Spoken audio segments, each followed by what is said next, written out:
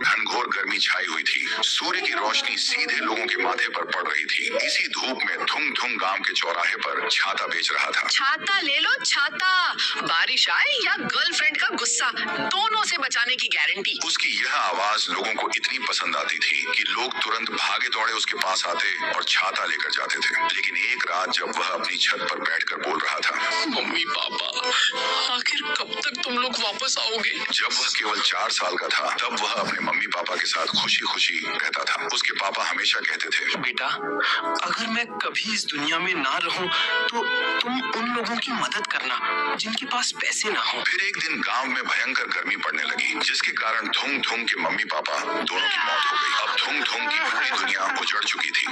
फिर उसने अपने आंगन में ही दोनों की लाशें दफना दी और बोला, आज से मैं सभी गरीब लोगों की मदद करूंगा और फिर आपको वापस आना ही होगा। उसी दिन से थुंग थुंग हर गर्मी के महीने में गांव के चौराहे पर खड़ा होकर छाता बेचता था। अगर किसी के पास पैसे न भी हों तो वह उन्हें मुफ्त में छाता दे दिया करता था। बस इसी बात से थुंग थुंग को गांव वाले बहुत पसंद करते थे। थुंग थुंग को उम्मीद थी कि जरूर एक दिन उसके मम्मी पापा वापस आएंगे। वह हर रात छत पर जाकर अपने मम्मी पापा का इंतजार करता था। एक दिन जब वह छाता बेच रहा था तभी उसने फिर आवाज लगाई, छाता ले लो छाता, बारिश आए या गर्लफ्रेंड का गुस्सा, दोनों से बचाने की गारंटी। लेकिन उस दिन कोई उसका छाता लेने नहीं आया। आज सारे गांव वाले कहाँ चले गए? आज कोई मेरा छाता लेने नहीं आ रहा है। तभी एक बूढ़ा आदमी दौड़ते हुए उसके पास आया और बोला, बेटा छाता कितने रुपए का दिया? थुंग थुंग प्यार से बोला, बाबा वैसे तो 80 रुपए का है, लेकिन अगर आपके पास पैसे नहीं है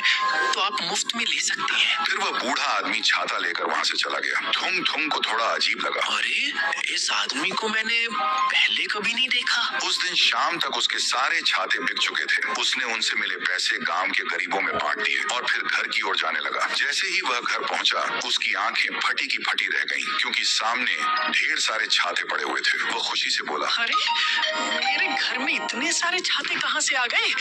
अब मैं पूरे गांव में छाते बांटूंगा। फिर वह पूरे गांव में छाते बांटने लगा। अब उसके पास केवल एक छाता रह गया था, जो उसके पापा ने थुंग थुंग को उसके जन्मदिन पर गिफ्ट में दिया था। वह उस छाते के सामने रोते हुए बोला, मम्मी पापा कब तक तुम वापस आओगी? तभी एक चमत्कार होने लगा। देखते ही देखते वह छाता बड़ा होने लगा, इतना बड़ा कि वह पूरे गांव वालों को छांव दे सकता था। उस दिन के बाद गांव में कोई भी आदमी कड़क धूप से परेशान नहीं होता था। लेकिन एक दिन थुंग थुंग के घर के बाहर एक गाड़ी आकर रुकी। उसमें से उसके माता पिता बाहर आए। थुंग थुंग को अपनी आंखों पर विश्वास नहीं हो रहा था और उस दिन से थुंग थुंग अपने मम्मी पापा के साथ खुशी खुशी रहने लगा।